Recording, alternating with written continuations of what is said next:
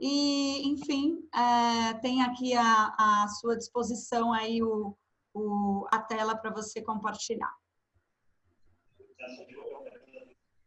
Então, vamos lá.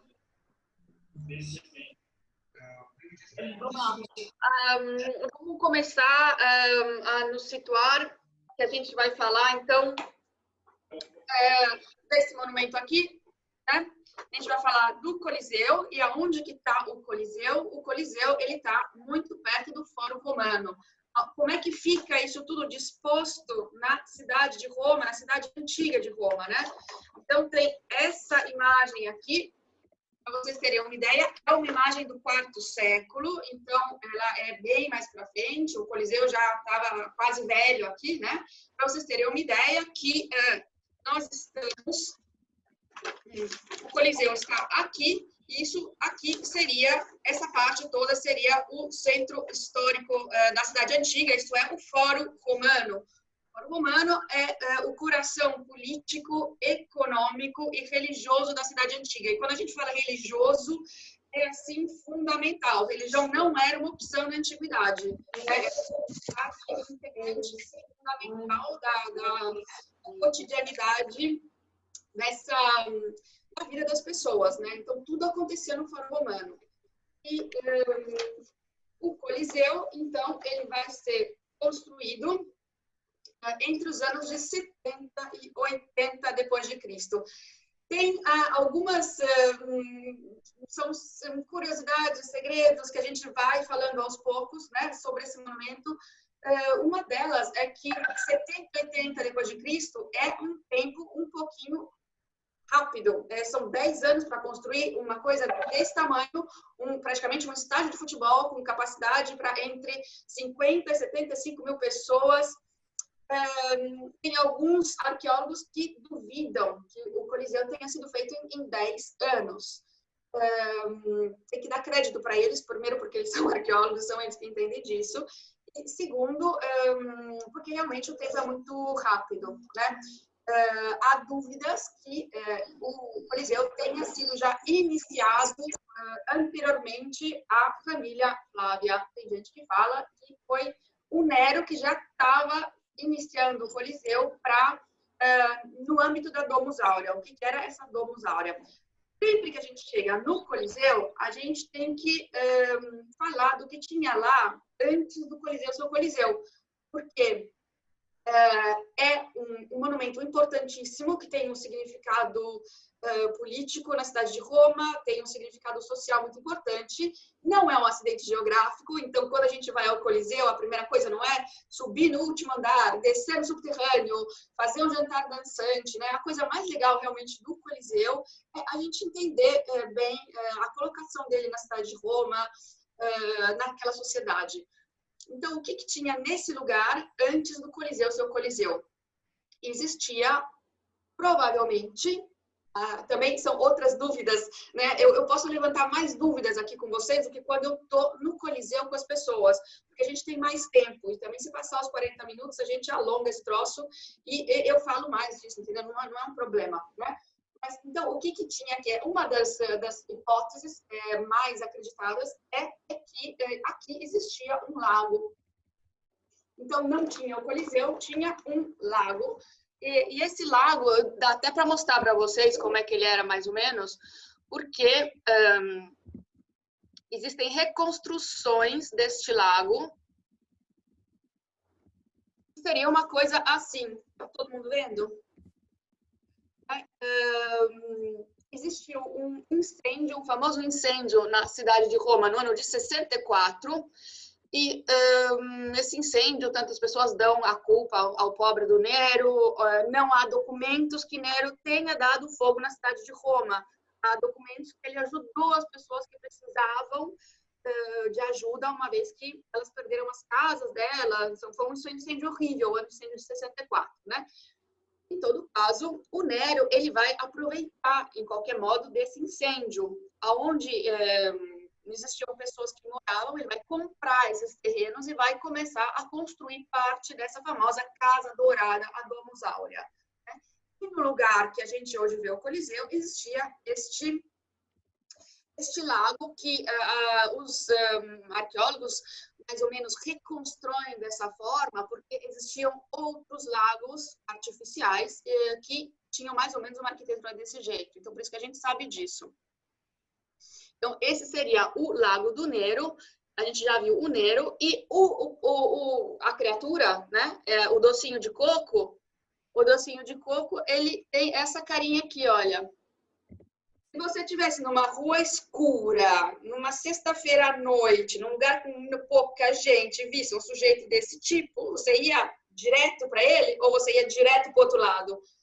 Acho que ia direto para o outro lado, é o que eu faria, né? Então, essa é a cara dele, é um dos tantos retratos dele. Ele não vem bem em nenhum retrato. É difícil achar um retrato onde o Nero esteja bonito. É bem complicado, né? Então, esse é o Nero. E, justamente, vai ser assassinado no ano de 68. O que vai acontecer depois do ano de 68? Vai ser assassinado e no ano de 69 é chamado o Ano Terrível. Vai ter uma luta entre uma luta social, uma luta política, né, uma guerra civil feia para ver quem vai ser o próximo imperador. E depois de 4 imperadores que não vão dar muito certo, porque no momento em que você assume o império, você vai ter que você vai ter que agradar ao Senado, ao povo, né? E ao exército. Então, você tem que ser um cara que tenha uma habilidade incrível, um carisma incrível, para botar todo mundo calminho, né? E ter o aval de todo mundo para poder governar. E essa pessoa vai ser o Vespasiano. Agora, o Vespasiano tem algumas razões porque ele foi escolhido, né? Ele é da família Flávia, é um cara que vinha do povo, então ele é o primeiro cara, vai ser o primeiro imperador que não vem de uma família nobre como as outras. Até então a gente tinha a dinastia Júlio-Cláudia, eram pessoas, né, que já nasciam com a estrada livre para ser imperador um dia. O Vespasiano, ele é um cara que nasce na Umbra, ele é um cara do povo, ele vai ser representado como do povo. Você nunca vai ver um retrato dele todo super nobre, fino e elegante. Ele vai querer ser representado do jeito que vocês estão vendo aí, sabe? Assim, um cara normal, né? Para que as pessoas se identificassem com ele. Isso quer dizer, uma política extremamente populista vai fazer esse homem, né? E ele vindo do povo, a primeira coisa que ele vai fazer o Nero foi assassinado, ele vai desmontar o lago, vai enxugar esse lago e vai iniciar a construção do Coliseu. Até segunda ordem. Até segunda ordem seria muito difícil encontrar provas que o Nero iniciou o Coliseu, porque quando ele foi assassinado, porque ele realmente exagerou, ele desceu a mão, né, nas loucuras dele, ele foi condenado à danação da memória. O que quer dizer isso? Todos os monumentos, tudo o que tinha o nome dele foi cancelado da história. Então, filhos de Deus, eu incluída, todos nós estamos aqui pobres de informação, porque é muito difícil você encontrar alguma coisa que diga que ele tenha feito, que ele tenha iniciado o Coliseu, né? Então, por isso que é complicadíssima essa história. Tati, já temos umas perguntas aqui. Por que se chama Anfiteatro Flávio? Não, pode ficar mostrando, tá? Pode ficar mostrando. E se seria um estádio de futebol, parece isso? Que eles querem mais ver essa questão assim. Com certeza, com certeza. A estrutura do Coliseu, ela é como se fosse praticamente o Maracanã. Os cariocas, e aí vai saber a Marta Dias, que seguramente já veio a Roma, né, que quando ela entrou no Coliseu, que com certeza ela já tem cara de quem já entrou no Coliseu, a gente já olha para ele e já sabe, né? A pessoa entra e fala, nossa, mas isso aqui é o Maracanã? É uma estrutura enorme. E a Ingrid, ela está perguntando assim, se o Coliseu ele tem a mesma finalidade que o Circo Máximo. E a Verônica, assim, se é o primeiro estádio da história. Uma coisa depois da outra. O Circo Máximo, agora vamos falar do Coliseu. Vamos falar do Coliseu e vamos falar dos espetáculos que tinham aqui dentro. Já o Circo Máximo é uma outra estrutura, né, de teatro, acontecia outro tipo de espetáculo. hoje a gente vai se concentrar no Coliseu, né? O Circo Máximo não, é diferente o que acontecia lá, porque são corridas de bigas, aqui a gente tinha lutas de gladiadores, né? Mas a gente vai chegar nisso aos poucos, né? Precisa um pouco contextualizar o que é esse monumento e aos poucos a gente conta o que acontecia dentro do monumento, né? Do significado dele e tal, né? E aí depois a gente pode falar dos teatros, dos outros tipos de teatro que existiram em Roma, mas não é igual, né? São sempre espetáculos para a população, né? Mas bem diferentes. Outras perguntas, Helena? É que eu só vou explicar que a dinâmica do virtual ela é diferente, tá, gente? Então, a gente vai deixar você comentar né, um tema e aí eu abro para várias perguntas para você conseguir entrar nesse tema. Não vai ser fala tudo e só pergunta no final. A gente vai pausar sim, tá? A dinâmica do virtual ela é diferente. Então, por que chama Anfiteatro Flávio? Uma outra pergunta que fizeram, né? Anfiteatro Flávio porque anfi quer dizer dois, né? O teatro, originalmente o teatro, vou mostrar para vocês aqui um teatro. Originalmente, o teatro, ele era uma coisa...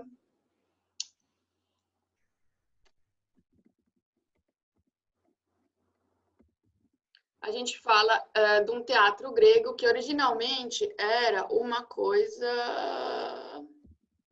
assim, né? Então, isso é um teatro. Um anfiteatro, ele tem dois lados, né? Ele vai ser o dobro desse. Não estou conseguindo fazer a tela cheia aqui. Ele não está me deixando fazer a tela cheia.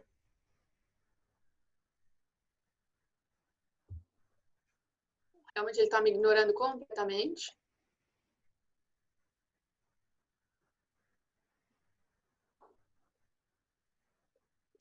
Não me deixa fazer a tela cheia. Tudo bem. Mas dá para ver o teatro? Sim. Dá para ver o teatro. Então, vocês estão vendo que tem uma arquibancada que é quase como se fosse uma meia-lua, né?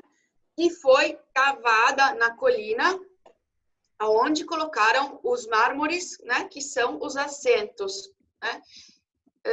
O anfiteatro romano é uma estrutura toda basada sobre o arco. Ele é composto, então, por duas metades, vamos dizer assim, né? Aliás, a forma do teatro, do anfiteatro, não se sabe se é uma oval, se é oval ou uma elipse. Isso é uma outra discussão dos arqueólogos, né, e dos estudiosos, porque há pequenas diferenças que a gente não vai tocar agora, senão a gente vai parar em geometria euclidiana, e não é o caso, mesmo porque eu não sou uma matemática. Mas não sabe se é forma, então é uma coisa bem complicada desde a base, sabe? E o anfiteatro, então, é essa estrutura fantástica que se autossustenta. Vocês estão vendo que quando a gente fala de teatro grego, ó, ele está todo apoiado na colina, certo? A gente, se juntar nós aqui, todo mundo, a gente pega, cava a colina e faz, né? Quando a gente fala de uma estrutura desse tipo, você está falando de uma estrutura onde estudaram resistência de materiais, cálculos, isto é engenharia pura, certo? Senão ele não estaria de pé, né? Aliás, não estaria de pé e conseguiu ficar de pé. Olha só que coisa curiosa aqui. Vocês estão vendo que hoje o que a gente vê do Coliseu é isso, né? Metade do anel externo, são 3 anéis concêntricos, né? E isso tudo são estruturas para botar arquibancada em cima, né? Então, a gente vê toda a arquibancada não tem mais. Vocês estão vendo que não tem arquibancada, né? A gente só vê viga, viga, viga, viga, são tracinhos, né? Tracinho, tracinho, tracinho, tracinho. E em cima disso tudo, se apoiava a superfície das arquibancadas, né? E sobrou um pedacinho pequenininho, aonde os arqueólogos conseguiram ler os nomes dos senadores, né? Porque lá também tinha a cadeira cativa. Então, essas pessoas, os senadores, eles tinham os nomes gravados na arquibancada, pertencia a eles no período que eles governavam. E Descobriram que o Coliseu, então, ele funciona até o ano de 523 depois de Cristo. A gente está falando de um monumento que vai ser construído, vamos dizer, entre 70 e 80 depois de Cristo pela família Flávia, por isso ele se chama Anfiteatro Flávio, né? Ele vai funcionar até o ano de 523 depois de Cristo. E agora eu vou falar um pouquinho do que acontecia no interior do Coliseu. O que acontecia que é tão famoso esse monumento? Para vocês terem uma ideia, no passado, naquele período, as pessoas não sabiam, para elas verem isso aqui era nada. Ah, tem lá esse edifício. É como para a gente hoje pensar no que a gente chama em Roma do Estádio Olímpico. Eu nem sei direito, eu sei onde está o Estádio Olímpico, mas eu não sei quem fez, eu não sei quanto tempo ele demorou, eu não sei a técnica de construção. É um edifício que, para mim, na antiguidade era a mesma coisa para eles. Os arqueólogos contam para a gente que era o que era interessante e o que acontecia lá dentro. E o que acontecia lá dentro individuaram 3 coisas. Não se sabe bem a ordem, não se sabe bem a frequência. Então, deixem essas perguntas de lado, porque nem os arqueólogos sabem disso. Aconteciam, com certeza, as lutas de gladiadores. Aconteciam condenações à morte, quando uma pessoa ela ia contra, ela era considerada um traidor do império, ela podia ser jogada no circo, isso é um circo, né? Um circo de espetáculos, um lugar de espetáculos, é chamado circo da antiguidade, para ser morta por um animal, né? Isso podia acontecer, uma condenação à morte por animais, uma condenação à morte na forca, né? Isso podia também acontecer, e depois, quando a gente falar de Vaticano, vai ver isso em outro contexto, com personagens bem importantes, né, da história. E mais ou menos o que acontecia aí era isso. E os espetáculos, eles eram gratuitos para a população se divertir. E se eu fosse um político na antiguidade, eu ia pagar o espetáculo para o povo, ia falar, olha, venham ver aí 15 dias de jogos que eu vou oferecer para vocês. Vou chamar, aí eu dizia só mamões, porque os gladiadores eram famosos, aí eu dizia, tipo, Neymar e por aí vai, como hoje são os nossos jogadores de futebol, né? Eu vou chamar esse pessoal aí para vocês vão lá, retirem seus bilhetes gratuitos e votem em mim. Então, era um instrumento para ser eleito na antiguidade, certo? Essas lutas de gladiadores, elas são interessantes a gente entender de onde que elas vêm. Muito provavelmente, elas têm uma origem na Etrúria, isto na região praticamente ao norte de Roma, e vai chegar até as Marcas, vai pegar um pedaço das Marcas no máximo, né? Vai passar pela Umbra, pela Toscana, e era onde moravam os povos da Confederação Etrusca. E o que acontecia lá? Em torno ao 4º século antes de Cristo, até aquele período, quando morria uma pessoa de uma família nobre e rica, eles pegavam alguns escravos e faziam esses escravos combaterem em um evento funerário para encaminhar a alma do morto. Esses espetáculos de luta vão chegar em Roma e vão, aos poucos, adquirir um caráter que é um caráter desportivo. Eles vão ser praticamente desnudados do caráter religioso e vai ficar só o esporte. E é muito interessante da gente ver, vamos ver se eu consigo carregar aqui de novo o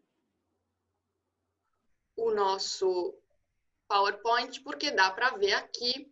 Eu separei para vocês um pouquinho de como eram esses gladiadores. Então, esses gladiadores, eles, no primeiro momento, não tinham toda essa especificação que eles vão adquirir ao longo do tempo. Existiam vários tipos de gladiadores que dependiam de como eles eram vestidos, do armamento que eles tinham no corpo. Então, a gente está vendo aqui, por exemplo, à esquerda, um mirmilão. Ele está vendo que ele tem pobre desse homem, esse capacete que ele tinha pesava um monte. ele tem também uma proteção de bronze nas pernas, tudo era muito pesado. Agora, olha do lado dele, no meio, o retiário, que tem um garfão, né? Ele não tem nada quase para se proteger. Mas o que quer dizer isso? Ele se move com mais agilidade. Né? Então, ele pode atacar mais facilmente e o mirmilão à esquerda, ele está mais protegido, mas aquele homem, para ele atacar ou para ele fazer alguma coisa, é muito mais complicado com todo o peso que ele tem. E isso é uma coisa que o romano gostava. Ele gostava desse contraste de um gladiador que está vestido de um certo modo e pode... e tem uma série de vantagens que o outro não tem e vice-versa. Então, ele gostava desse contraste. Tem algumas cenas aqui, tá vendo? Só para vocês terem uma ideia, porque quando o espetáculo acontecia, ele não era nem um espetáculo de 2 gladiadores. Vocês têm que imaginar que o anel interno da arena é muito grande. A gente está falando de 155 metros de comprimento. Né? Então, aquilo tudo, quando você está lá numa espécie de Maracanã, você não vai ver 2 gladiadores lutando, você ia ver vários casais de gladiadores lutando. Inclusive, por causa da preciosidade que eram esses personagens na antiguidade, a gente está vendo ali um mosaico com uma representação de uma luta de gladiadores com um juiz atrás. Porque o juiz, ele controlava, não era ver mortes. Isso é muito importante para a gente entender. Para entender um pouquinho dessa cultura antiga. O que o romano queria ver? Ele queria ver uma demonstração de coragem, porque era essa demonstração de coragem que tinha feito com que ele fosse o senhor do Mediterrâneo, com que a cultura dele fosse a cultura dominante do Mediterrâneo. Através das guerras, ele tinha conquistado todo mundo, né? E eles eram fascinados por essa coisa. Né? Os gladiadores, eles tinham uma alimentação, pra vocês terem uma ideia, quase vegetariana, porque existia muito um problema de gota. Então, para manter a saúde dessas pessoas, eles tinham, assim, eram tratados, sabe, assim, super, super bem, como se eles fossem jogadores de futebol hoje em dia. Tudo controladíssimo, né? E como eles eram gladiadores, onde que achavam o pessoal que era gladiador? Normalmente, eles eram escravos que tinham sido comprados por um cara que chama lanista, é o termo técnico. Então, o lanista é exatamente como o empresário do jogador de futebol. Então, ele tinha comprado no mercado alguns escravos, falava, aquele cara vai dar certo, aquele outro vai dar certo. Essas pessoas recebiam um treinamento super especializado para se transformarem em gladiadores, certo? Então, é interessante a gente entender essa espécie de... Como um jogador de futebol hoje. O cara não é que tem 3 títulos de estudo e é super cabeça. Não, né? Naquele momento era mais ou menos a mesma coisa. Eles eram assim, mas eles eram tratados como superstars, convidados em jantares importantes. As mulheres morriam aos pés deles porque eles eram muito fascinantes. Então, esse tipo aqui de coisa que acontecia. Agora, isso eram os nossos gladiadores. Para vocês terem uma ideia do que acontecia lá dentro, do luxo que era, né? Sentar lá, a gente olha a estrutura nas maquetes e vê que são assentos de pedra, são assentos de travertino. Mas, obviamente, a gente tem que imaginar o luxo é italiano, gente. Vamos deixar isso bem claro, né? Desde a antiguidade, o luxo é italiano. O pessoal não estava ali morrendo, sofrendo. A gente tem que imaginar uma coisa muito rebuscada. Vocês estão vendo aí agora um quadro de 1864 de um autor francês que fica nos Estados Unidos, no Arizona, no museu. Ele chama Jerôme e mostra obviamente uma situação hipotética, mas muito possível de luxo, de como era o imperador que ficava quase, né, bem pertinho da arena, como hoje, mais baixo possível, mais importante você era. À medida que subia a arquibancada, menos importante você era, certo? Né? O povão mesmo, né? Mas no nível baixo, você tem que imaginar uma coisa assim, né? E o povão, olha lá, o povão, isso aqui é um desenho que é proposto para a direção do Coliseu. É um pôster que tem dentro do Coliseu, que eu tirei uma foto, e que mostra o povão lá fazendo o churrasquinho. Vocês conseguem ver sem que eu faça a tela cheia porque não está dando? tem gente brigando, tem gente bebendo, estão lá, esses aqui à direita, eles estão fazendo o churrasquinho, entendeu? Era assim, o que a gente vê mesmo hoje no jogo de futebol, a gente pode imaginar que era o que acontecia lá dentro. Apesar do luxo do edifício, porque realmente era um edifício feito em modo maravilhoso, né? A gente tem os restos dos corrimões que existiam, assim, é um edifício realmente muito, muito bonito. Né? Falamos, condenações à morte é uma coisa que podia acontecer lá dentro. Então, a pessoa, né, era considerada um traidor do Estado, né, e aí ela era jogada para morrer lá dentro do edifício, né? Entre um espetáculo e outro vai ter condenações à morte, tá? A pessoa ia lá e morria, botava na cantiga, a gente já sabe o que acontece, certo? Uma outra coisa que acontecia lá dentro eram espetáculos de só animais. Os famosos espetáculos de caça, que eles chamavam de venações, é uma outra coisa que podia acontecer. E como eu disse antes, não se sabe exatamente a ordem ou a frequência com que isso acontecia, né? Então, isso é o que acontecia dentro do Coliseu, que vai funcionar até o ano de 523. Agora, das últimas coisas interessantes das últimas aulas que eu fiz, fala-se da construção do Coliseu, que é uma coisa que não foi muito simples, porque o terreno do Coliseu, só para lembrar, nós estamos falando de um edifício, né, que são 3 anéis concêntricos, isso é, um anel que envolve o outro, que envolve o outro, que envolve o outro, e o terceiro anel, que é o anel exterior, é o mais alto, que chega a 50 metros de altura, ele caiu à metade. Né? Então, por que ele caiu na metade? Preciso, vocês estão vendo como é preciso, né? O dano que aconteceu no terremoto de 1348. Olha o que acontece aqui no solo. Fazendo as indagações no solo, a parte que caiu, ela foi construída em cima de um terreno que é praticamente uma argila. Ele é muito, muito macio, muito mole. E quando tem um terremoto, como foi o terremoto de 1348, a força do terremoto ela é muito grande. Abalou as estruturas, o troço caiu. A outra metade, a metade que ficou em pé, ela foi construída em cima do banco de tufo. As 7 colinas de Roma é um outro tema que a gente pode abordar, mas não são 7, não são colinas. Elas são sempre simplesmente o vulcão glacial, que fica a 15 quilômetros ao sul de Roma, que cuspiu a lava.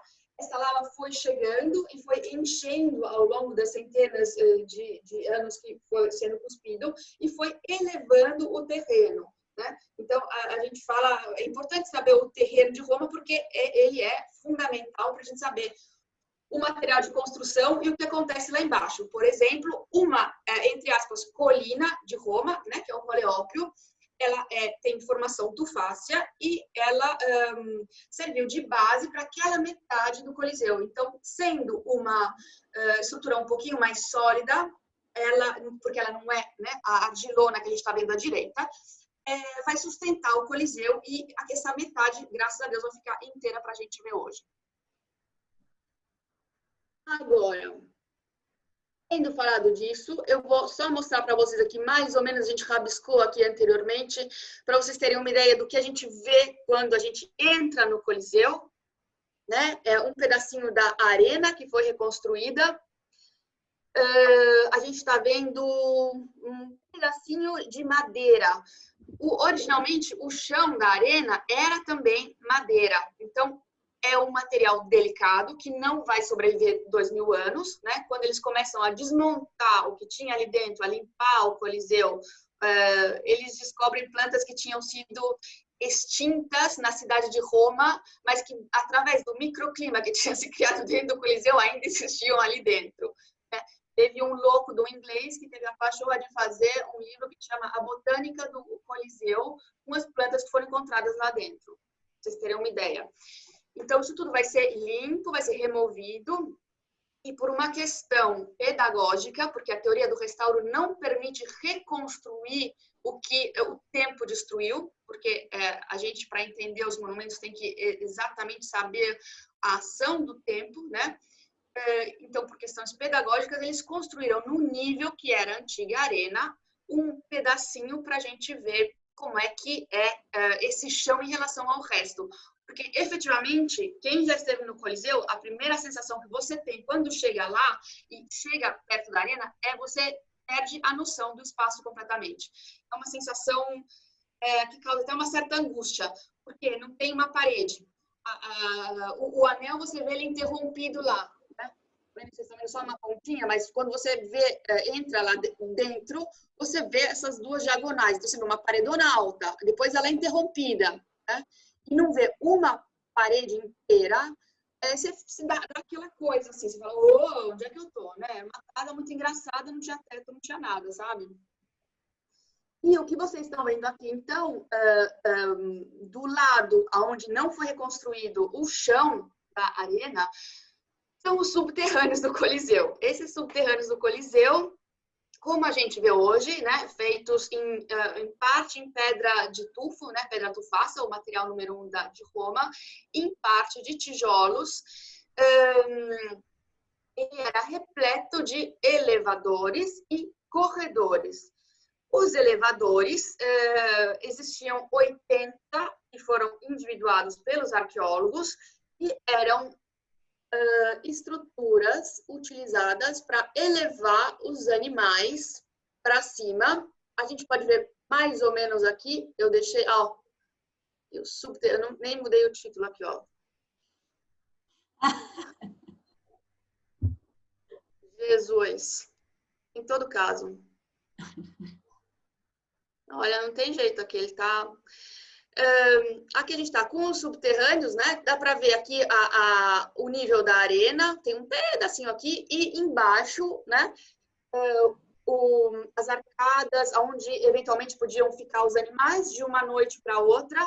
Não dava para deixar o animal em uma semana, realmente o pobre do animal que ia ser utilizado no circo no dia seguinte dormia somente uma noite, porque não eram condições saudáveis para um animal, né? E nessa estrutura que vocês estão vendo, existiam esses famosos elevadores que, através dos quais os animais chegavam na arena. Então, vocês têm que imaginar o tipo também de efeito especial que devia ser ver esses animais sendo cuspidos desse chão que se abria para chegar no nível da arena, né? Arena, a gente lembra que quer dizer o quê? O que quer dizer arena? Arena é areia em latim, né? Então, toda essa superfície de madeira era coberta com um monte de areia. Nos subterrâneos do Coliseu, abaixo, né, tem as fundações, e existem mais ou menos 15 quilômetros de corredores que canalizam as águas. Canalizam as águas porque essa região onde o Coliseu foi construído, ela é cheia de córregos e pequenas fontes surgentes de água, e porque também tinha uma ótima canalização, porque tinha banheiros no Coliseu. Olha que coisa. Então, tinha a água para o povo beber e tinha os banheiros. Esse banheiro que vocês estão vendo aí não é um banheiro inventado, não é uma reconstrução em 3 dimensões, é um banheiro real que a gente pode ver quando a gente vai à Hóstia. Hóstia Antiga é uma área arqueológica fantástica, maravilhosa, muito pouco ainda conhecida pelos brasileiros, né? Mas é maravilhosa e é um dos poucos lugares onde você pode ver do pertinho de Roma ainda esse tipo de estrutura, como eram os banheiros, que tinham exatamente assim no Coliseu. Isso tudo, então, era canalizado, porque canalizar água é uma coisa, para eles era nada, né? Agora, antes de ir para frente para o 6º século, eu só vou lembrar 2 coisinhas aqui. E existem ainda discussões a respeito da cobertura do Coliseu. Vocês estão vendo aqui o Coliseu, aí é uma reconstrução em 3 dimensões, né? Uma reconstruçãozinha que vocês estão vendo que o teto dele, que não tem, obviamente, né? Ele está cobrindo todos os espectadores, porque existia um sistema de, como se fossem velas, né? Um sistema de lonas e cordas que cobria todo esse povo, de modo que se chovesse ou se tivesse muito sol, os espetáculos podiam continuar, certo? Então, provavelmente tinha essa refinateza. Os arqueólogos ainda estão se matando para tentar entender como funcionava o famoso velário, porque o nome dessa estrutura era um velário. E até hoje, até segunda ordem, nós contamos que essas estruturas eram coordenadas por uma equipe de marinheiros, porque é marinheiro que sabe lidar com corda, né, gente? Então, tinha uma equipe de marinheiros que cuidava só do velário do Coliseu. Agora, a gente falou porque chama Anfiteatro Flávio, mas a gente só fala Coliseu, Coliseu, Coliseu. Por que chamava só Coliseu? Aqui, obrigada a Verônica que me achou essa imagem hoje. Bem do lado, entre o Fórum Romano e o Coliseu, ficava essa enorme estátua do Imperador Nero, que tinha sido realizada nos modelos do Colosso de Rodi, uma escultura grega enorme que o Nero quis fazer com as feições dele. Essa escultura ficava normalmente onde vocês estão vendo esse templo aqui. E ela foi depois colocada ali do lado pelo imperador Adriano. E ela vai dar o apelido ao Coliseu, porque esse era o Colosso do Nero. Então, durante a Idade Média, vão começar, por uma questão de proximidade, vão começar a chamar o Anfiteatro Flávio de Coliseu. Essa escultura ela é interessante porque, obviamente, não existe mais. Tudo que é bronze foi derretido durante a Idade Média, né? Uma dificuldade que a gente tem quando a gente vê uma escultura em bronze antiga, meu Deus do céu, para ajoelhar, entendeu? E agradecer aos céus que ela chegou até a gente, porque todo o bronze ele foi derretido durante a Idade Média, porque não tinha mão de obra para extrair, era muito complicado. Então, eles pegavam as esculturas antigas, né, que não tinham mais nenhum valor, e reciclavam o bronze. Essa escultura ela tinha as feições do Nero. O Nero foi condenado à danação da memória? Mudaram as feições, não tem problema. Tá limpo, a gente vai lá, muda a cara, né, e deixa a escultura lá que ela tá bonita. E a gente está vendo o templo realizado, é uma das vistas mais lindas do Coliseu, quando a gente vai lá hoje, que é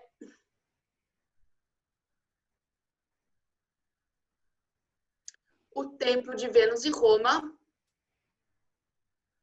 Acho que a Patrícia cancelou, não, tá aqui, olha.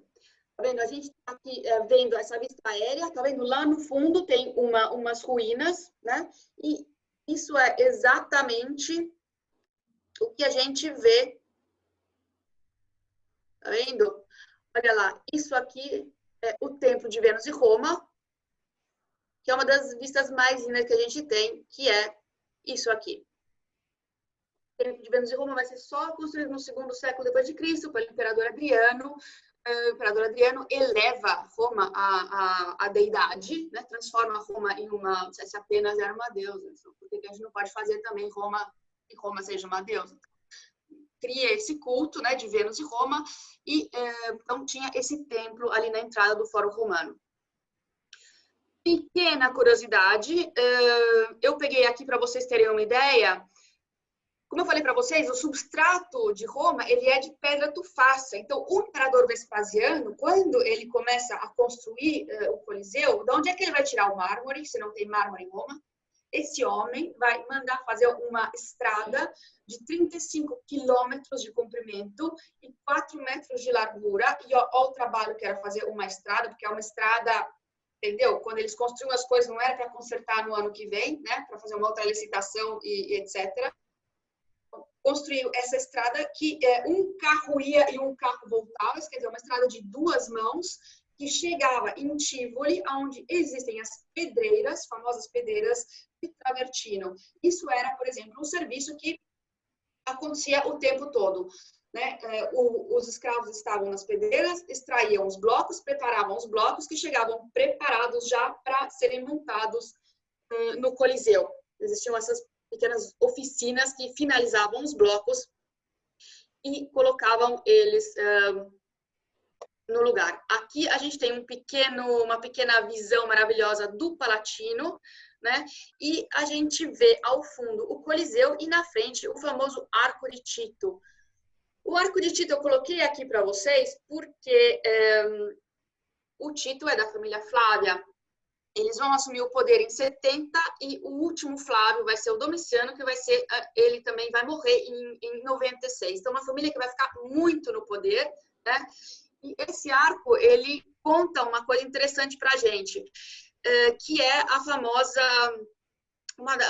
a glória que vai fazer, provavelmente a glória que faz com que o Vespasiano seja tão amado e aclamado imperador, é essa vitória que ele tem junto com os filhos, com o Tito e com o Domiciano, reprimindo uma revolta na Judéia, essa famosa revolta do ano de 66, que está contada dentro do Arco de Tito, que é o interior do Arco de Tito, onde a gente vê uma representação do triunfo, com os romanos trazendo o menorá, que é o castiçal de 7 braços em ouro.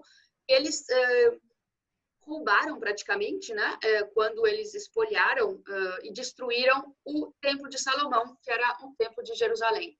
Então, essa é a famosa glória do Vespasiano, provavelmente o porquê que ele vai ser transformado, vai ser aclamado pelas tropas do exército, vai ser o próximo imperador. Por curiosidade, ele fez coisas grandiosas naquele momento, né? Já que ele não era de família nobre, né? Então, o Coliseu ele vai funcionar até o ano de 523 e depois ele vai ser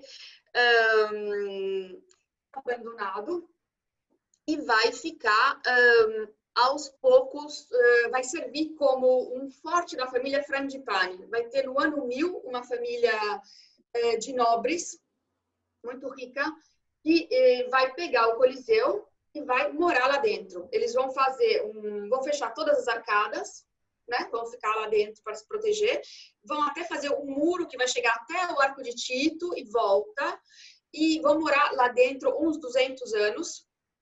E depois disso, o Coliseu vai se transformar numa oficina. Alguns artesãos vão pedir para o Papa.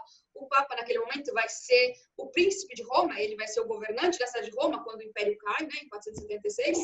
Quem vai vestir como uma luva o poder romano, né, vai ser o clero, vai ser o Papa. Né, toda a elite cristã. Então, chega nesse período, mais ou menos em 1300 e tal, 1400, 1300, eles vão pedir para o Papa para utilizar aquilo lá como pedreira, né? E vão macerar todo o travertino, vão desmontar os blocos de travertino e transformar aquilo em cal para novas construções. Muitas pedras de travertino do Coliseu vão ser utilizadas em igrejas da cidade de Roma. Eu posso já dizer duas.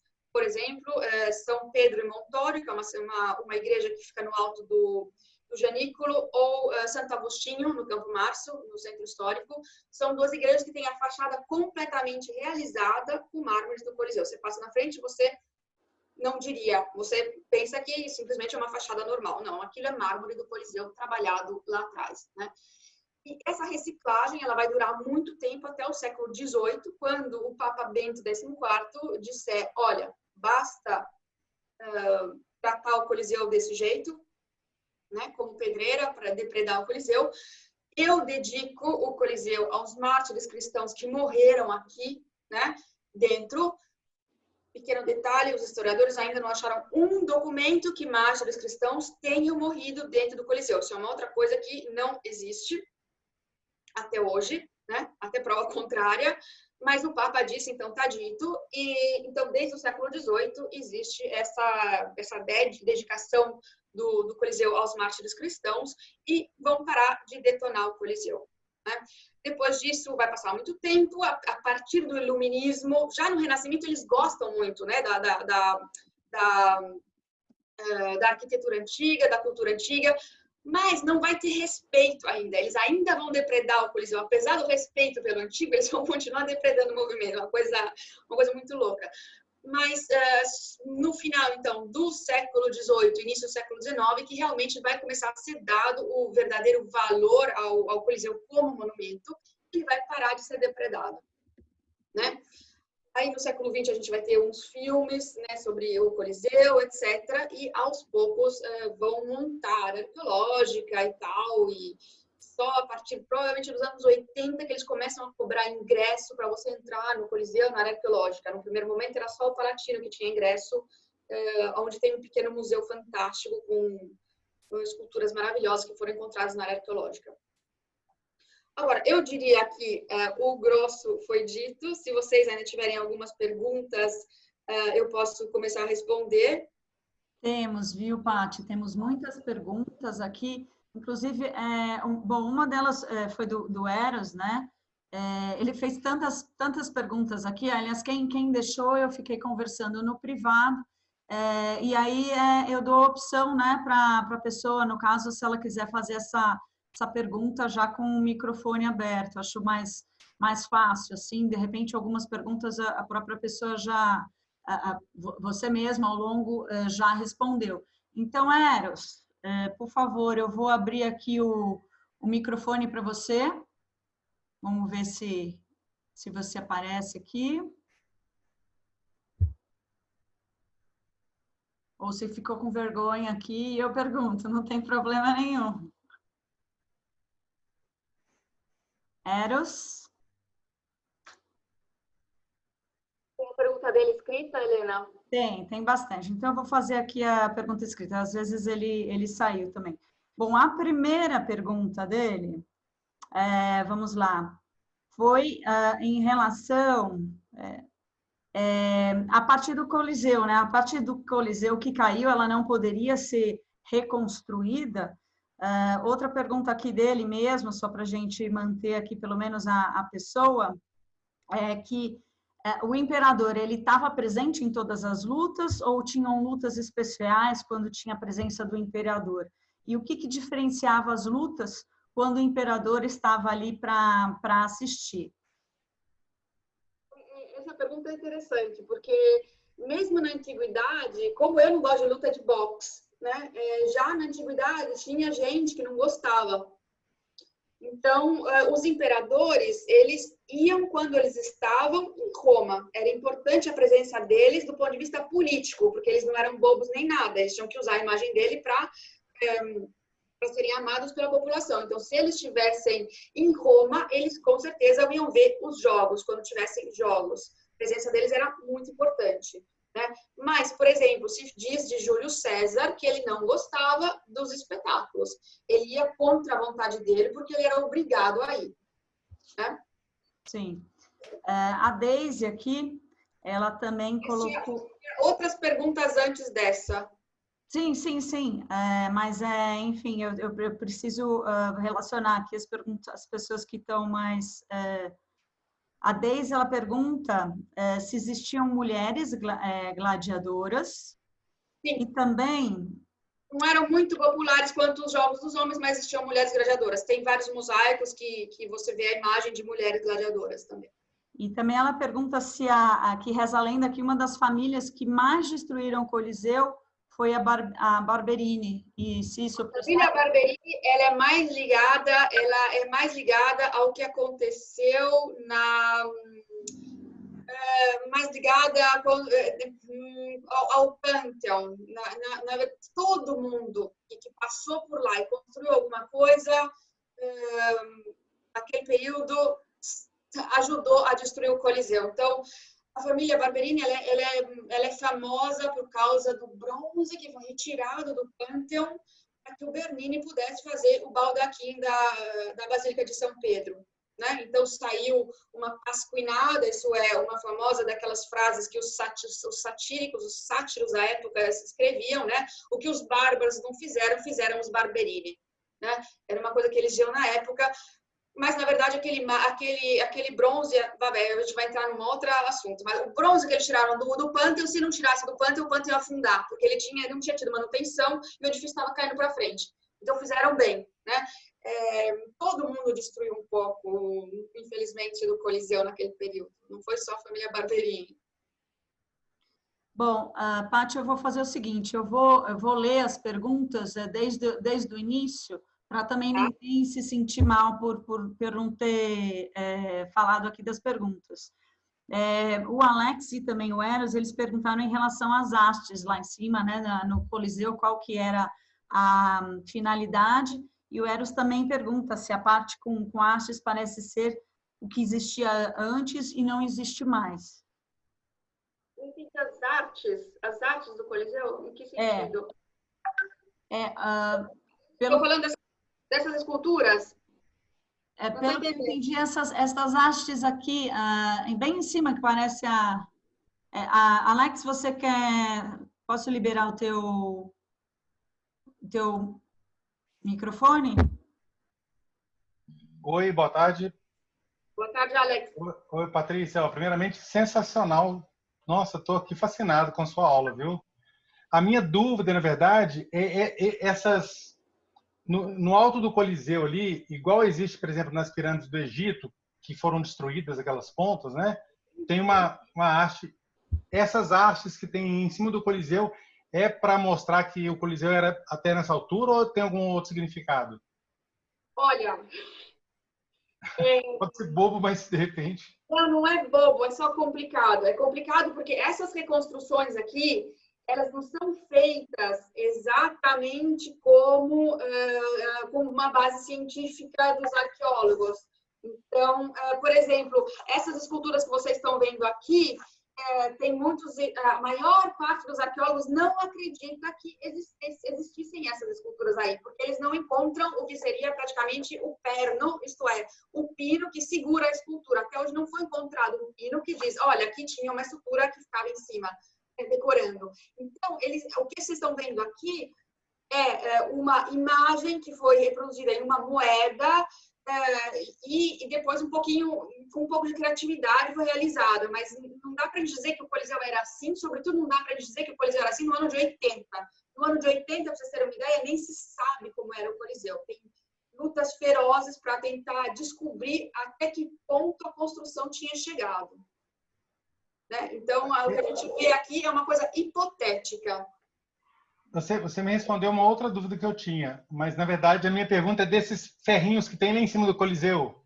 Esses ferrinhos, isso aqui, são na verdade, eles são pauzinhos de madeira, e dentro desses pauzinhos de madeira existia a lona enrolada, né, que uma vez mandadas para cima e depois para baixo e desenroladas faziam o velário, que era a cobertura do Coliseu para os dias de chuva ou de sol. Isso que ela representa aqui. Show, legal, obrigado. Imagina, eu que agradeço. Bom, a Isabela, aí eu já não sei em qual momento, mais ou menos, ela pergunta, puxa, ou ela só colocou uma afirmação, é por isso que era a política do pão e circo? Eu não sei exatamente em qual momento você... Não, então, é que eu não falei a política do pão e circo, mas justamente você está dando uma distração à população, né? Se eu dou uma distração à população, se eu agrado essa população, eu tenho, como político, mais liberdade de jogo para fazer o que eu quiser sem ser questionado, certo? Então, isso é uma coisa, né, que a gente aprende na escola, que é a política do pão e circo, né? Eu dou um pouco de comida, eu faço a distribuição gratuita de grão, que existia para a população carente, né? Eu mantenho um mínimo do nível da sobrevivência e do divertimento dessas pessoas, né? E faço o que eu quiser. Né? Então, isso seria a política do pão e circo. Né? Tem a ver com dar o divertimento às pessoas, sem dúvida, em todos os sentidos. E a Cláudia pergunta se existiam competições por equipe, e a Ingrid Moura se usam o Coliseu para batalhas marítimas também, que é naumáquias. As naumaquias, elas são mencionadas pelo cronista do imperador Marcial no ano de 80 depois de Cristo. Então, o que acontece hoje em dia na arqueologia, o trend mais moderno da arqueologia é questionar as fontes da época. Em primeiro lugar, quando Marcial ele comenta no livro dos espetáculos as naumaquias, ele era o cronista do imperador. Ou ele exagerou dizendo que aconteciam batalhas navais na arena, que enchiam a arena de água e com navios feitos em escala menor, mas que copiavam navios de verdade de guerra, né, acontecessem as famosas batalhas navais. Não, hoje em dia, olhando para o Coliseu, os arqueólogos dizem que não é possível fazer uma naumaquia no Coliseu, porque ele tem toda aquela estrutura lá embaixo, que é a estrutura dos elevadores em alvenaria. Então, hoje, como hoje, os arqueólogos falam não. Se no passado, antes de construir os subterrâneos, como a gente vê hoje, né, a gente viu aquelas paredonas grandes e tal, existiu algum espetáculo de naumaquia, a gente não pode afirmar, porque isso não está escrito em lugar nenhum. Então, não se sabe. Existiam outros circos que eram para fazer só a batalha naval. O Coliseu não é certeza. Ok. E a outra pergunta era equipe. Não, que se saiba, eram os gladiadores. Não era jogo de equipe, não eram jogos de equipe. Está sendo legal que todo mundo, tem muita gente mudando o background com o Coliseu atrás. Isso está sendo bem legal. Valmir aqui, a Marta, outras pessoas também. Bom, a outra pergunta é do Marcelo Albuquerque. Ele está perguntando assim, há alguma relação entre a decadência do Coliseu e a adoção do cristianismo pelo Estado romano? Linda pergunta. Isso é super curioso, porque a gente acompanha a mudança de usos e costumes de uma sociedade, né? Então, realmente, vai ter a ascensão do cristianismo a partir do ano de 313 depois de Cristo, com o Edito de Constantino, que vai dar liberdade de culto aos cristãos, né? E o Edito de Teodósio, 395, vai transformar o cristianismo em religião do império oficial, né? Isso é um momento muito crucial na história de Roma, porque se o Coliseu funciona até 523 e a gente está tendo o cristianismo que está com a bola toda no início do quarto século, a gente está vendo uma mudança no vocabulário da população, porque a gente vai começar a falar de vida eterna, a gente vai começar a falar de renascer, a gente vai falar de comunhão entre as pessoas, uma série de novas ideias vão nascer nesse momento. Isso sim vai fazer com que a popularidade dos jogos de circo caia um pouco, apesar de já no passado várias pessoas, como eu falei antes, não serem fãs do tipo de espetáculo que acontecia. Ok. Nós temos aqui uma saudação aqui do Wesley Abrantes, ele falando aqui, lembrando que as nossas visitas ao Coliseu no Arco do Tito foram acompanhadas pela Patrícia, então são seus clientes aí que visitavam. Alguém mais cliente da Patrícia? O Wesley, o Samuca, o Antônio, a gente se divertiu muito. Que bom, gente, que bom. Vamos lá, mais. Meus amores. O Rodolfo Maia aqui, o Coliseu já foi um conjunto habitacional popular em algum momento da história? Então, a gente tá tendo linha cruzada. O Coliseu, ele serviu, como eu falei, como forte da família Frangipane. A gente pode depois falar do que aconteceu com o Teatro de Marcelo, né, que existe até hoje, que teve um final que você está dizendo, né? Imagina um teatro, que não é um anfiteatro, então ele era só metade, né? O anfiteatro Marcello, ele na Idade Média serviu como conjunto habitacional. E até hoje, minha gente, tem gente que mora lá dentro. Então, é uma área arqueológica que, se eu não erro, em torno dos anos 60, foi vendida a algumas pessoas. E tem gente que mora dentro do Teatro Marcello. É uma coisa, uau, maravilhosa. Você mora dentro de uma área arqueológica. Puxa vida. Bom, temos mais aqui, a Marina está falando para você falar um pouco sobre o Ludus Magnus Spartacus e se realmente tiver existido, chegou a lutar no Coliseu? Não, isso aí é uma questão que acontece no sul da Itália, uma coisa que acontece em Nápoles, não é uma coisa que acontece em Roma. Então, não, Spartacus não no Coliseu em Roma, não no Coliseu de Roma. Bom, agora, então, aqui a Adélia Rangel, ela fala, o Coliseu foi construído sobre parte das propriedades de Nero e as batalhas naval, elas não eram no Circo Máximo? Quando tem o famoso incêndio de 64, naquele momento, aonde a gente vê o Coliseu hoje, moravam pessoas de baixa renda. Quando tem o incêndio, essas casas pobres, elas são destruídas. O imperador Nero compra essas casas e isso tudo vai fazer parte da Domus Áurea. Então, nesse sentido, isso é o que acontece. E as naumaquias aconteciam em outro lugar, não no Circo Máximo. No Circo Máximo aconteciam corridas de biga, gente. Ok. Bom, as pessoas aqui estão realmente dizendo que adoraram. My Fat, acho que é isso. Samuel. Verônica também. A Miriam, acho que ela chama. Fat. A Miriam Fat. Deixa eu só... ainda tem gente entrando, tá? Vamos ver o que mais aqui. Bom, a Rose falando assim, excelente aula, também adorei. Aqui, bom, tem um iPhone do Brainer. Oi, Patrícia, você pode falar um pouco sobre o sistema de inundação do Coliseu? É a Fátima Brainer? Deve ser, deve ser. Ela mesmo. Oi, Patrícia, tudo bom? Isso. Oi, Fátima. Quer fazer a pergunta, Fátima, por favor? As aulas virtuais, elas são sempre mais um bate-papo. A gente gosta justamente dessa interação, por favor.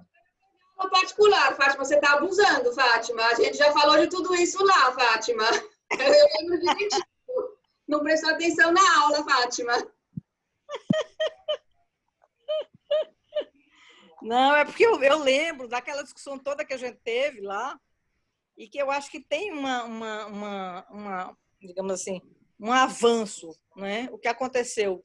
Todo o processo, que é quando você estava falando, inclusive, sobre a questão da engenharia, né? Quer dizer, Fátima, a gente quer te ter também, tá? Desculpa te cortar. Estou tentando, Se você puder... Eu estou tentando. Pronto. Ela é engenheira, por isso que ela tem esse tipo de pergunta. Eu já aviso que ela é engenheira e é por isso que ela tem esse tipo de trip dela, entendeu? Ela é engenheira, então o lance dela é esse. Ela vai sempre ali, ela quer saber, entendeu? Ela quer saber a fundação, ela quer saber... Não é nem por isso. Não é nem por isso, é porque eu acho que tem uma coisa muito interessante, que é, primeiro, você naquela época não tinha nem engenharia ainda, né? Nem existia. Então, você tem, naquela história, e aí de Roma mesmo, toda a questão do desenvolvimento que foi feito é extremamente importante, porque não vai aparecer só no Coliseu, mas vai aparecer em outros monumentos em Roma. E na Itália, no geral. Mas, no caso específico do Coliseu, o que me chamou a atenção foi exatamente isso, né? Quer dizer, quando se fala dessa questão toda, de você ter um sistema que ainda hoje, as técnicas usadas, claro que não tem nada a ver com o material que se usa hoje, mas as técnicas usadas, elas permanecem de uma forma absolutamente, digamos assim, fiéis, né? ao projeto lá atrás. Mas nessa direção. Então, o sistema de drenagem, você fala, o romano, ele vai começar a fazer, a gente fala de aqueduto, dos primeiros aquedutos no 4º século já antes de Cristo, né? Então, ele gostava de direcionar a água. O romano era maluco por água, ele estudava a qualidade da água que ele ia trazer para Roma. Então, tinha água que ele falava, não, essa água é muito boa, é uma água para beber. Ah, essa água é uma porcaria, mas aqui tem uma sorvete boa, a gente leva ela para circo e faz naumaquia com ela. Então, isso tudo já era realizado no passado. É o poder, né? Oi? É o poder de Roma. do conhecimento. É exatamente isso, né? Tem essa famosa frase aqui desse arqueólogo, que é o Quarelli.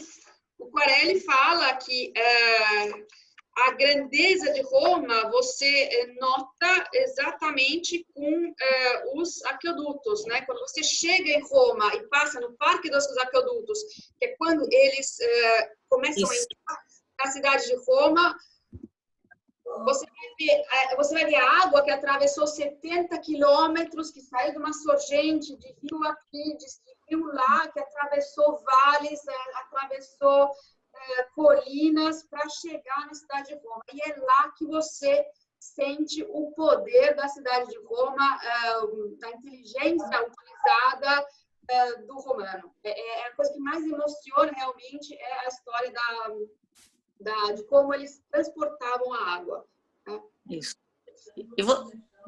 Mas e aí também, eu acho que tem um impacto também, claro, que vai diferenciar, por exemplo, do ponto de vista da qualidade de vida das pessoas. Né? Do ponto de vista, mesmo com a questão, claro, a gente vai ter uma discussão aí sobre a questão de como é que viviam as pessoas, mas do ponto de vista da água, quanto melhor a qualidade da água, menos impacto. E aí, pensando naquele período, você não tinha, né, elementos de saúde tal para lidar com isso, senão a água era um elemento fundamental para garantir isso. Né? Exato. Tanto que, agora eu não tenho presente exatamente os números, mas a quantidade de água que existia na antiguidade em relação aos anos 60 na cidade de Roma, per capita, era infinitamente maior na antiguidade do que nos anos 60. Pois é, tá vendo? Voltei pro meu... Bom, a gente tem muitos relatos aqui das pessoas que adoraram a aula, elas estão assim sentindo uma vontade enorme de voltar a Roma, ou elas estão assim, o Ítalo, ele fez até com que a esposa se logasse para ele não perder a vaga, né? A Kiki falando, muito bacana, cultura... Começou aquela senhora a fazer pergunta, que é a engenheira e tal, daí eu falei, gente, deixa eu ver a cara dessa senhora, daí eu comecei a rodar para ver quem que era a senhora, a cara dela, porque ela tem sotaque de baiana, daí eu, como não aguentei, eu peguei bem na hora, filmava sua perna, subia, daí ia para baixo, assim, você foi pro banheiro. Gente, não, foi muito legal. Que bom, Kiki, a gente fica bem feliz. Então, gente, o que eu queria propor para vocês? Eu comecei a ver, porque entrou essa senhora aí, que é a engenheira que estava fazendo perguntas, eu comecei a chorar de dar risada, porque eu queria ver a cara da pessoa. Daí comecei a passar para ver, de repente eu olho você mexendo, daí vê a perna, depois vê o vestido, depois vai subindo, vai descendo, depois vai andando e vai no banheiro. Ai, gente.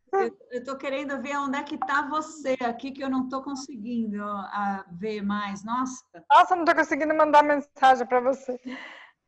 Amiga do céu, foi muito engraçado. Eu passei porque eu queria procurar a moça que estava falando e de repente você no banheiro.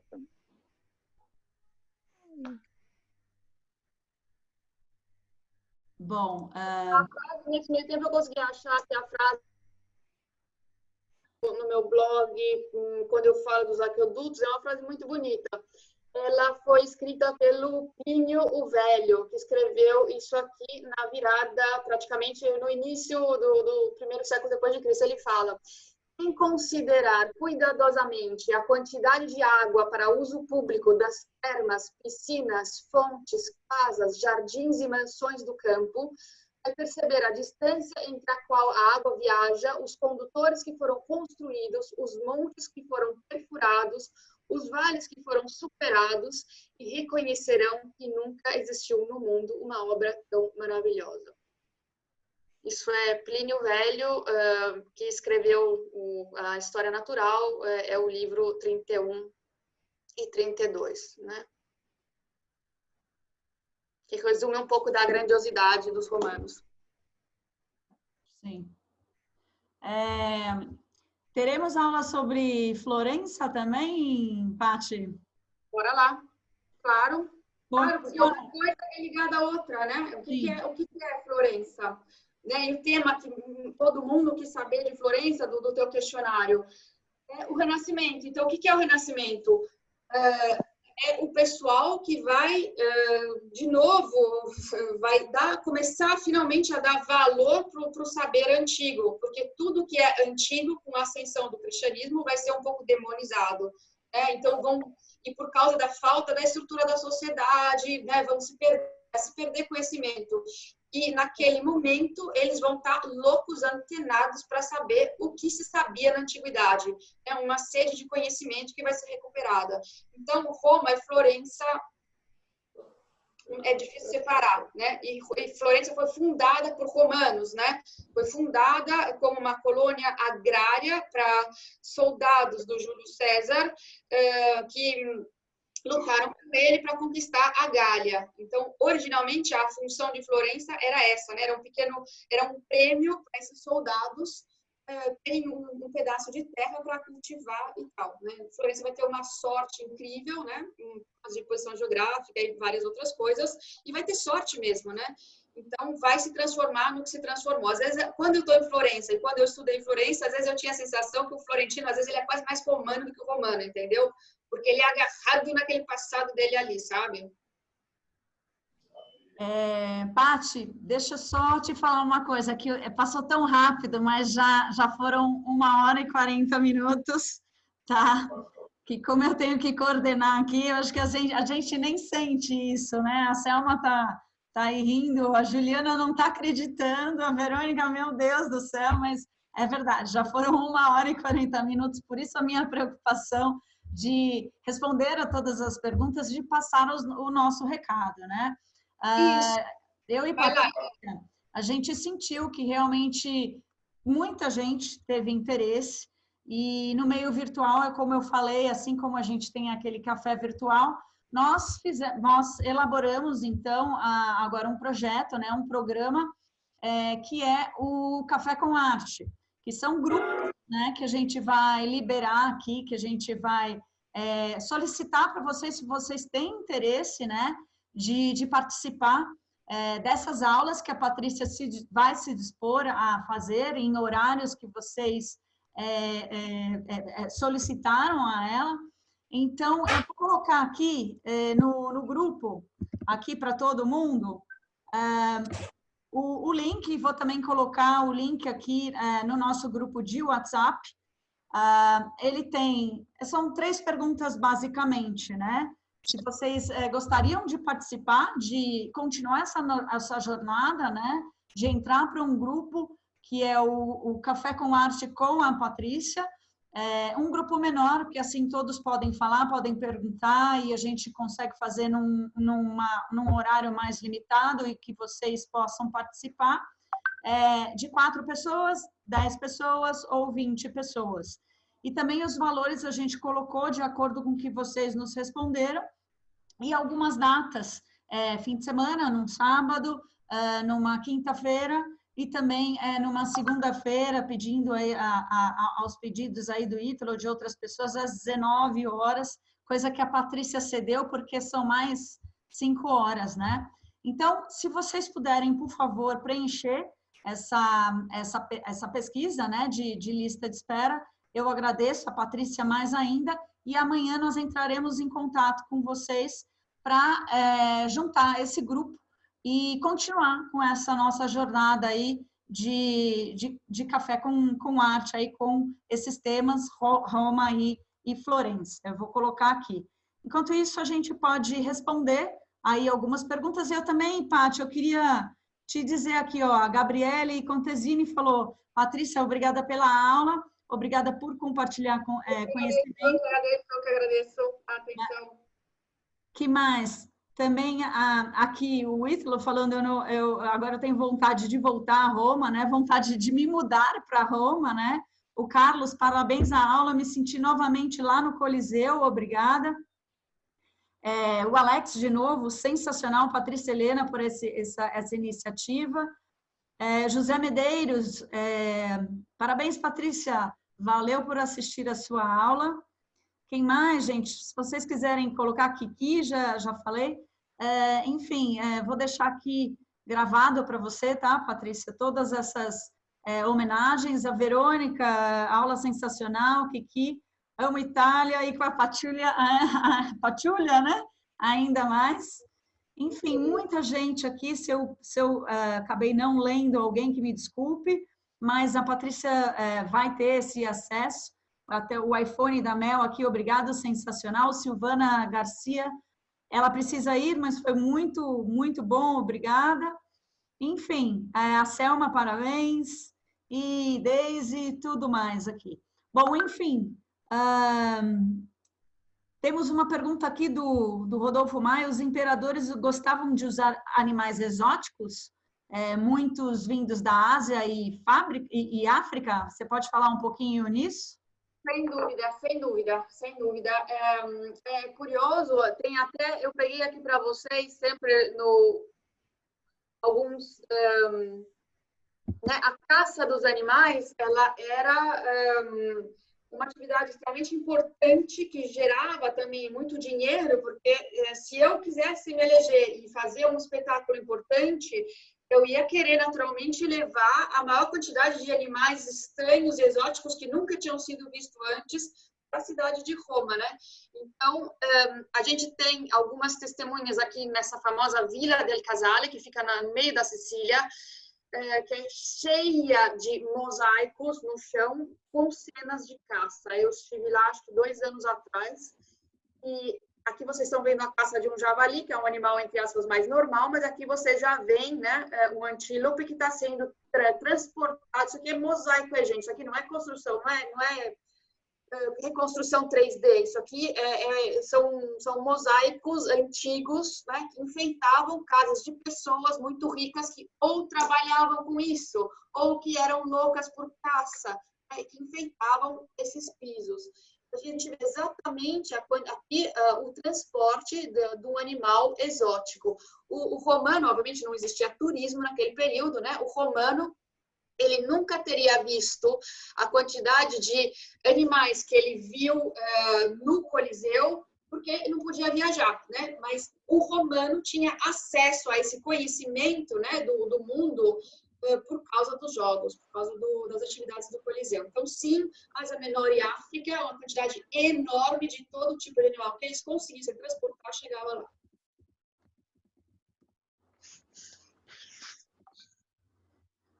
Vamos lá, então, mais perguntas? Alguém quer que eu libere o microfone para agradecer a Patrícia, ou para elogiar, ou para mais alguma pergunta? Pode fazer assim que eu vou ver e libero. Sorrisos, sorrisos. Obrigada.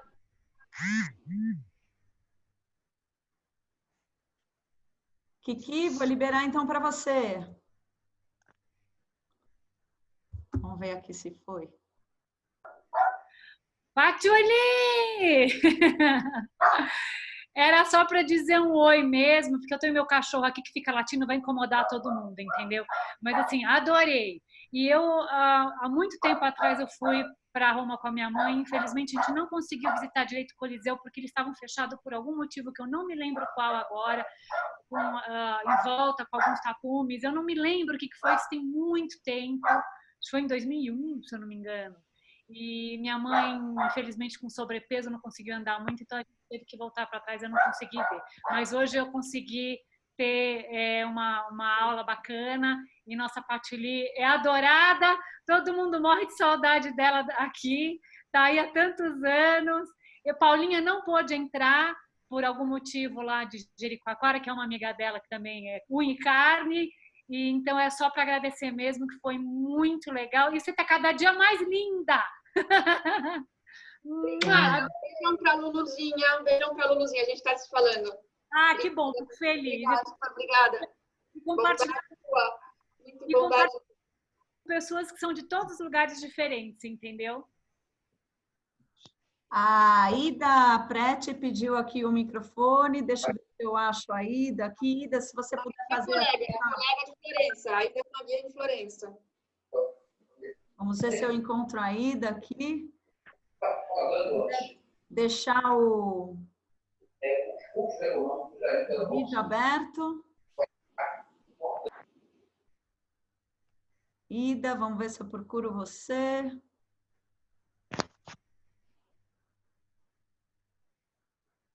Aqui, achei. Aqui não estava com o vídeo ligado. Tudo bom, Ida? Tá me escutando?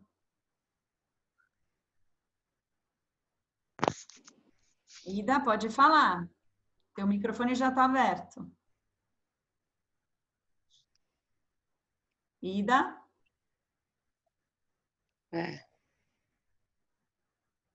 Ida? Não conseguimos. Talvez ela tenha se ela está ouvindo a gente, talvez ela tenha apertado o mute. Pode ser, pode ser. Ela pode escrever, se não, a pergunta dela. Sim, qualquer coisa ela entra aqui em contato comigo. Ela falou um eu aqui. Ela nos ouve, mas o microfone... Você deve liberar a esquerda, você deve apertar a esquerda no teu microfone e liberar ele sozinha, porque se a Helena te liberou, você deve ter feito isso sozinha, de colocar ele mudo. Isso. Se você tiver com o celular, na parte de baixo você vai ver como se fosse um foninho. Não, pelo e-mail não é, Ida. Bom, qualquer coisa que você puder, só escreve aqui a pergunta. Gente, alguém mais gostaria do microfone para falar com a Paty?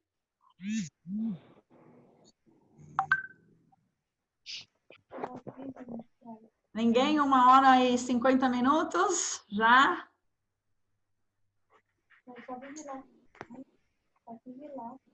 Boa noite. Boa noite. Foi muito bom ter assistido sua aula, dona Patrícia. Eu viajei à Itália, na região da Toscana, o ano passado, e adorei Florença, tá? Toda a região da Toscana. E se Deus quiser, um dia eu também vou até Roma também conhecer o Coliseu, tão bem explicado hoje por você. Muito obrigado.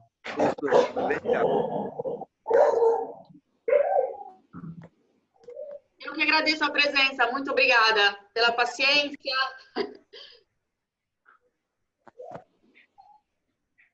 Alguém mais, gente? Antes que a gente encerre.